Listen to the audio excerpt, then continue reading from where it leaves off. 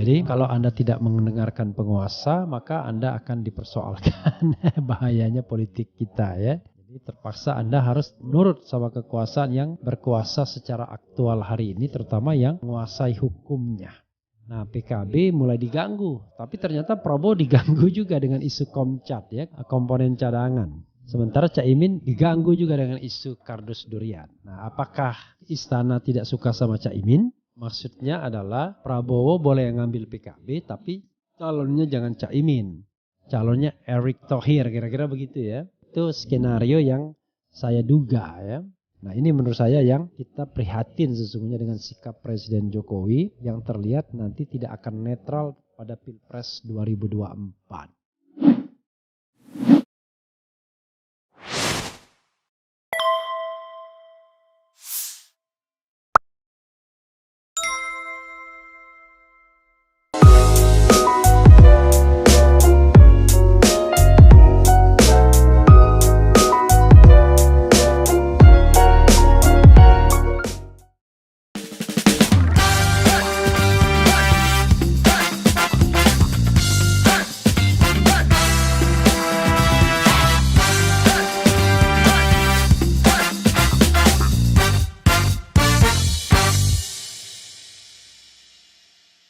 Assalamualaikum warahmatullahi wabarakatuh.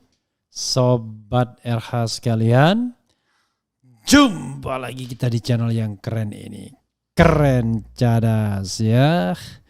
Sobat sekalian, ini ada berita yang menarik ya. Soal calon-calon presiden itu dikerangkeng semuanya dengan masalah hukum yang potensial akan dikapitalisasi seandainya dibutuhkan. Jadi kalau Anies dikerangkeng dengan Formula E ya, dicari terus kesalahannya. Nah, ini rupanya Prabowo juga mulai mau dikerangkeng dengan Komcat ya. Jadi dengan dana Komcat itu komponen cadangan, kemudian Ganjar Pranowo juga dengan EKTP, kemudian calon-calon presiden lainnya, calon wakil presiden lainnya juga bisa dipermasalahkan juga. Caimin dengan kardus durian, Erlangga Hartarto dengan minyak goreng, Erick Thohir tinggal dicari saja ya masalahnya di BUMN, terutama yang melibatkan saudaranya yang pernah dibahas oleh Agus Edi Kristianto misalnya. Ini kan bagian dari nepotisme. Kemudian semua calon. Jadi kalau Anda tidak mendengarkan penguasa, maka Anda akan dipersoalkan bahayanya politik kita ya. Jadi terpaksa Anda harus nurut sama kekuasaan yang berkuasa secara aktual hari ini, terutama yang menguasai hukumnya. Oke, sahabat era sekalian, coba kita bacakan pengamatan dari Rocky Gerung ini ya. Anies hingga Prabowo dihantui kasus, strategi Jokowi untuk menangkan putra mahkotanya disinggung akan diatur bahwa titik-titik. Coba kita bacakan. Warta Ekonomi Newsworthy Jakarta. Pengamat politik Universitas Indonesia Rocky Gerung menyoroti beberapa tokoh yang terancam tersandung kasus. Tokoh-tokoh tersebut berpotensi untuk mengikuti pemilihan presiden atau Pilpres 2024 seperti Anies Baswedan, untuk mengikut Muhaimin Iskandar, bahkan hingga Prabowo Subianto. Rocky menilai jika setiap pesaing mulai dihadang melalui kasus, itu menandakan bahwa ada kecemasan dalam diri Presiden Joko Widodo dalam kurung Jokowi. Jokowi cemas putra mahkota yang dipilihnya yaitu Ganjar Pranowo sulit menang jika disandingkan dengan tokoh-tokoh yang juga berpotensi menang. Kalau setiap pesaing mulai diajukan kasus, itu artinya ada kecemasan pada Pak Jokowi. Kalau Pak Jokowi nggak cemas, dia bilang aja siapapun boleh. Yang penting saya udah pilih Ganjar, ujar Rocky di kanal YouTube-nya. Oleh karena itu Rocky menilai perhitungan di istana harus 50-50 dan Ganjar harus menang dalam Pilpres 2024 nanti. Untuk mewujudkan hal tersebut, istana berusaha mengatur siasat agar pesaing Ganjar nantinya bukan pesaing yang berpotensi menang. Jadi tetap akan diatur bahwa pesaing nomor 2 itu nggak boleh terlalu dielu-elukan, ujar Rocky. Anies terancam dipidana melalui kasus Formula E, sementara Muhaimin Iskandar atau Caimin terancam dipidana melalui kasus kardus durian. Jangan salah, Prabowo juga mulai diutak-atik yang namanya komponen cadangan ya. Jadi ada beberapa berita isu dugaan penyelewengan anggaran Komcat menyeruak pengamat, sinyal Prabowo belum diizinkan Jokowi nyapres ya. Jadi muncul juga soal komponen cadangan. BPK temukan masalah pada anggaran Komcat Kemenhan. Ya sobat era sekalian, ya begitulah politik kita ya, cenderung sedikit kampungan. Oke sobat era sekalian, jadi ada dua hal ya, ada berita yang baik, ada berita yang tidak baik. Yang tidak baiknya adalah tadi upaya membuat persaingan capres-capresan ini menjadi tidak fair, karena semua calon presiden itu diancam atau diikat dengan kasus-kasus yang menjerat dirinya. Entah kasus benaran atau kasus-kasusan, kira-kira begitu ya. Kasus benaran atau kasus-kasusan. Misalnya sobat era sekalian, kalau kita bicara soal, kita kan tidak boleh egois ya. Siapapun kalau dia punya hak maju ya maju.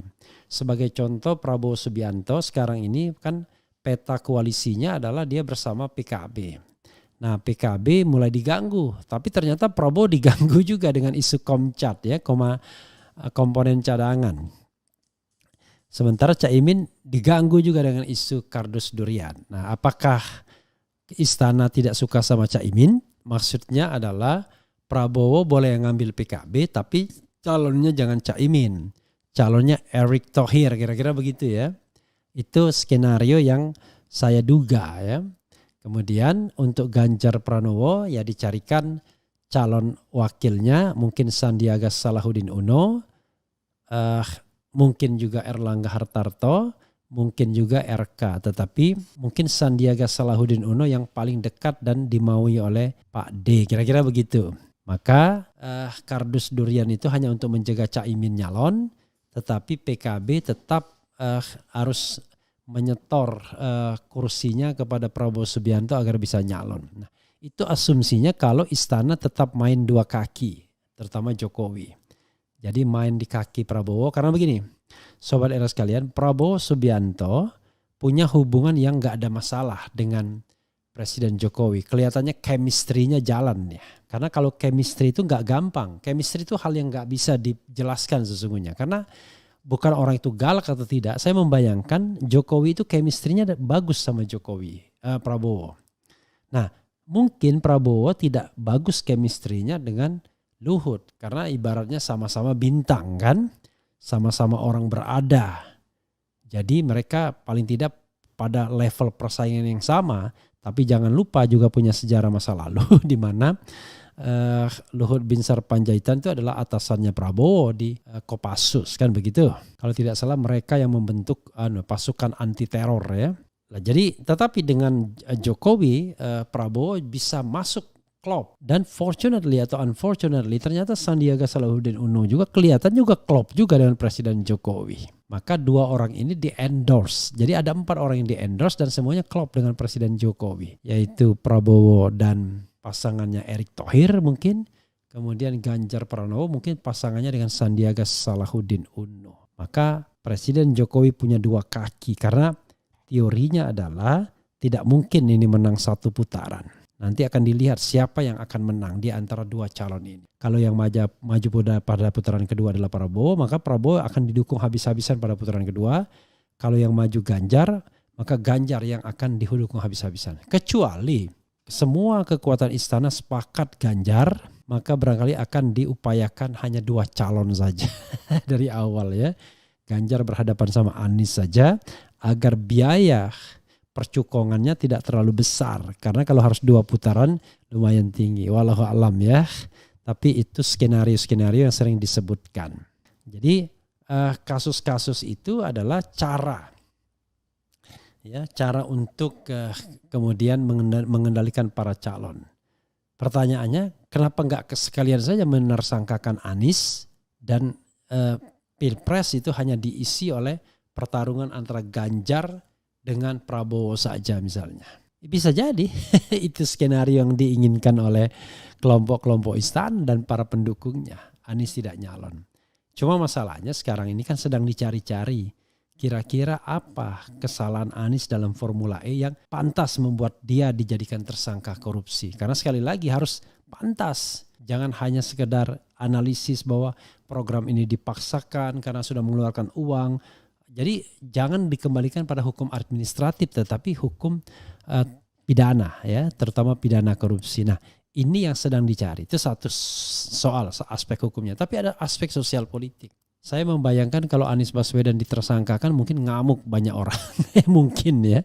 Karena itu harus hati-hati juga. Karena bisa memicu katakanlah revolusi sosial ya mungkin. Atau mungkin perubahan sosial yang drastis kita tidak tahu. Tapi intinya saya membayangkan istana sedang berhitung. Ya, berhitung banyak tentang Anies. Satu, berhitung kekuatan Anies yang real. Apakah bisa dikendalikan.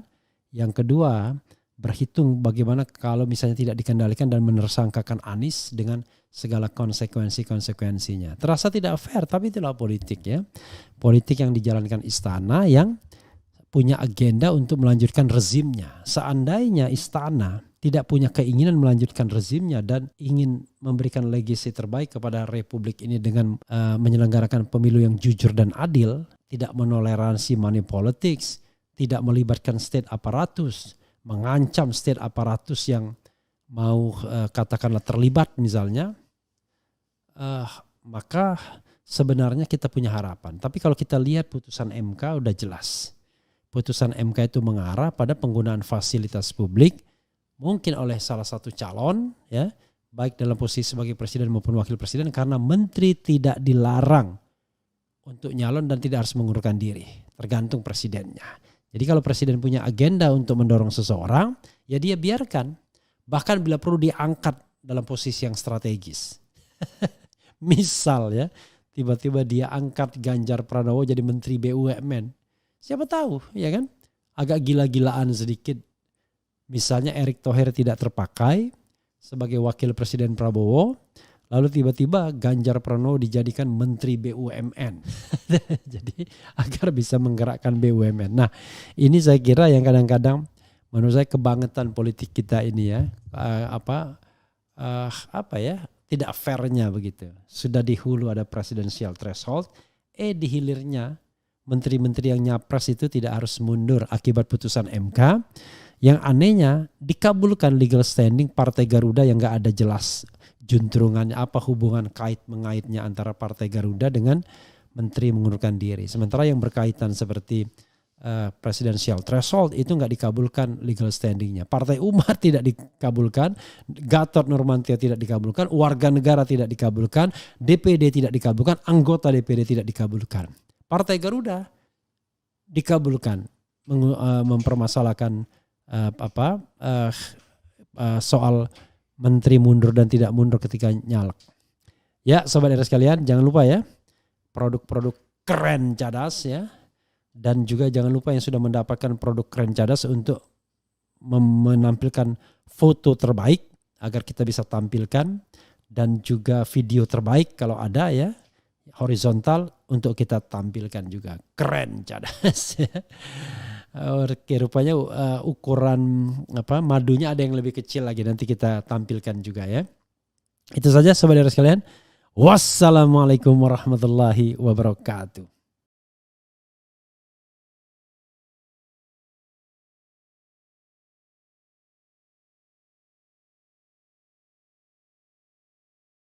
Dan sobat era sekalian, coba kita lihat ini ya. Menarik menurut saya, yaitu pertemuan antara lembaga survei dan Presiden Jokowi. Maknanya apa? Coba kita bacakan dulu ya. Karena menarik, kok bisa ya Presiden sangat peduli dengan lembaga survei, padahal dia bukan ketua umum partai politik. Kalau dia ketua umum partai politik atau pengurus inti partai politik is okay. Tetapi dia bukan. Jadi dia punya punya arus sendiri ya. Jadi partai dalam partai, partai relawan atau partai Jokowi. Oke, coba kita bacakan saudara sekalian, ya. Terbongkar ada pertemuan pemilik lembaga dengan Jokowi di istana. Lembaga survei maksudnya, ya. Beberapa pemilik lembaga survei dipanggil Presiden Joko Widodo Jokowi di istana pada September 2022. Pertemuan itu dibenarkan oleh Eksekutif Direktur Carta Politika Yunarto, ya. Kita tahu lah Yunarto ini adalah orang yang sangat pro Jokowi, pro juga Ahok, ya. Tapi itu hak politik, nggak apa-apa, ya. Tetapi yang paling penting adalah sebagai surveyor dia harus tetap profesional, ya. Artinya tidak boleh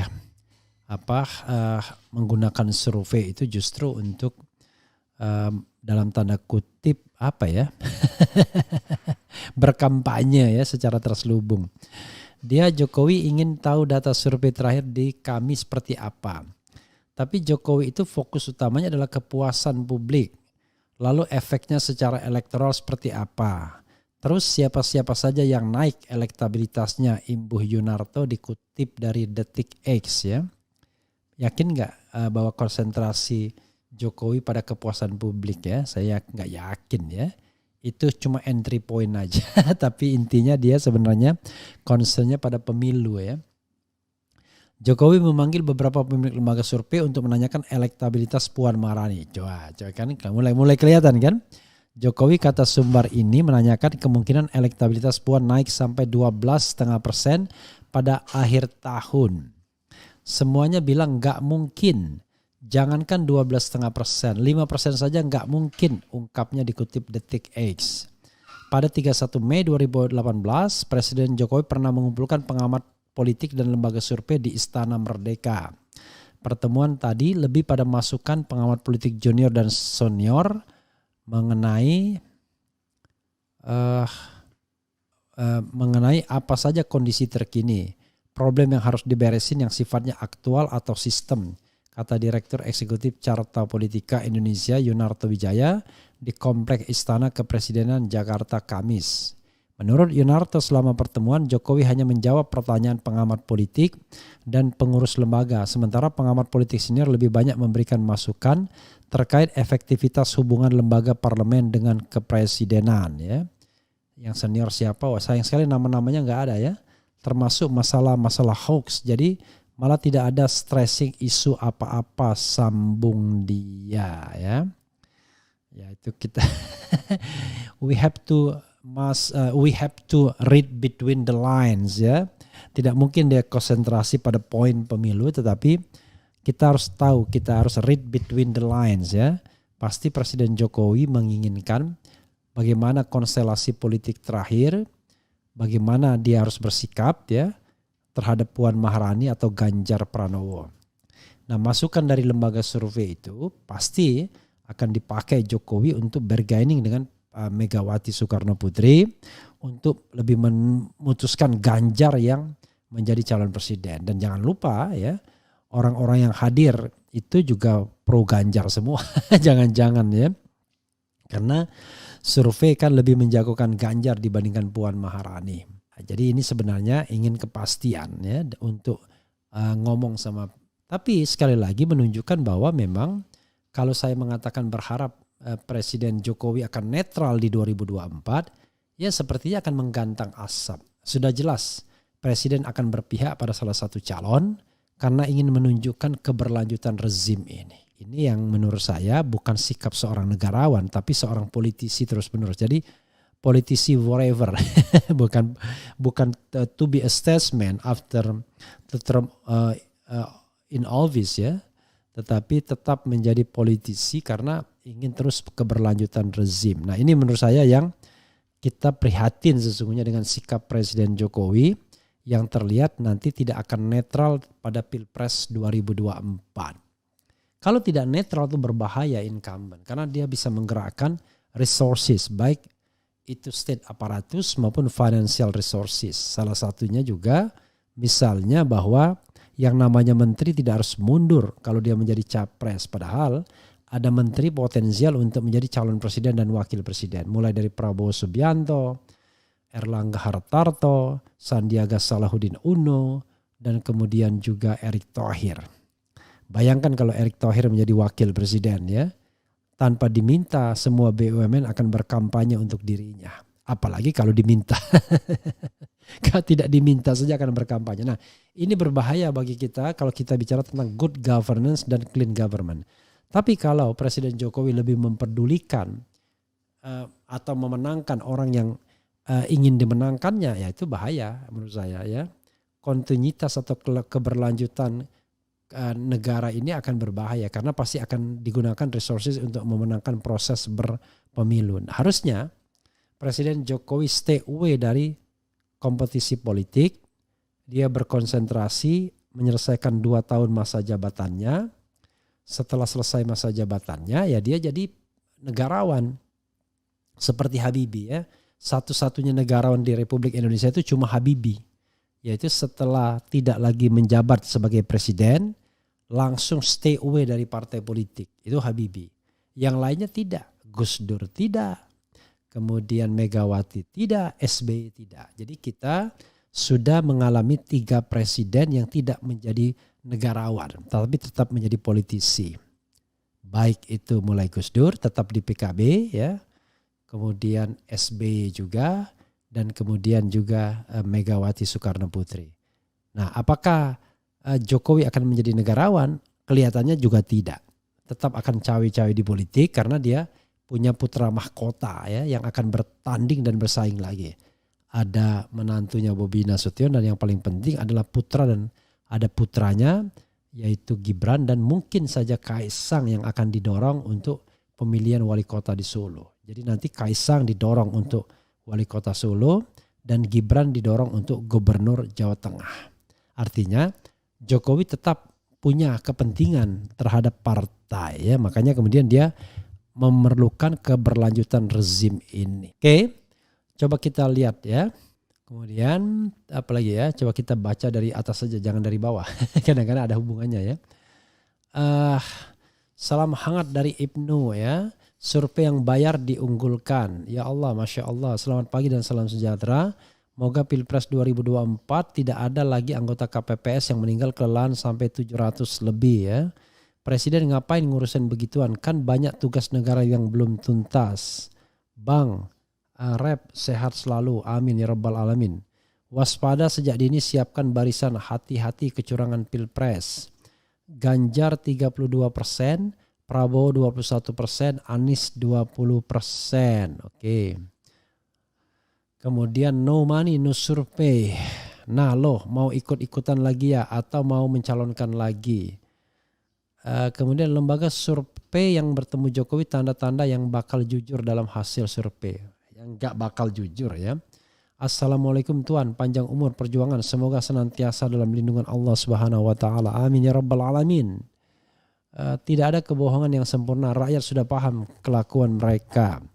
Penyebar berita hoax paling parah adalah lembaga survei. Trauma rakyat belum hilang sama kardus gembok.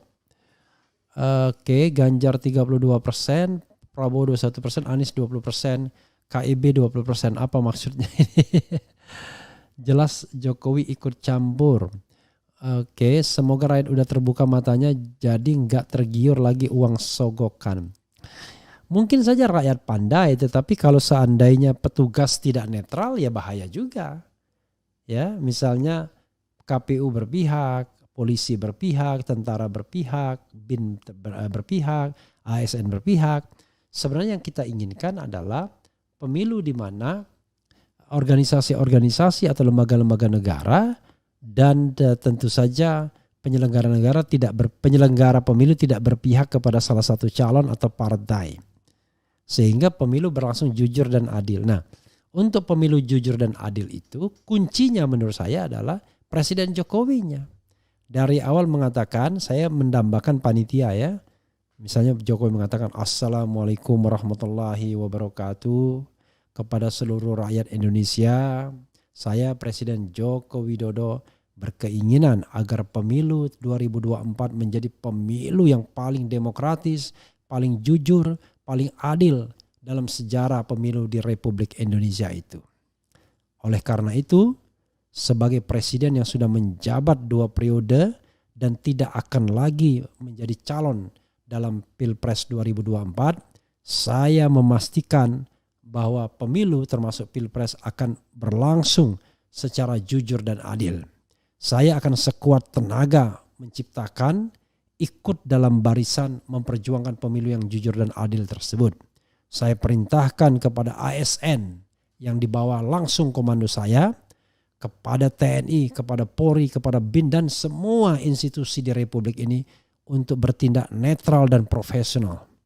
Tidak memihak kepada salah satu calon, tetapi turut serta menciptakan situasi kondusif agar pemilu berlangsung jujur dan adil, tenang dan demokratis, serta membawa kebahagiaan bagi kita semua, dan mudah-mudahan niat kita diridhoi oleh Allah Subhanahu wa taala. Nah, mestinya begitu pidatonya. Tapi rasanya nggak mungkin ya. Jadi sekali lagi ya, memang susah kita kalau jadi politisi terus. Ini tidak hanya Presiden Jokowi, Megawati juga iya. Sudah jadi presiden tetap menjadi ketua umum partai.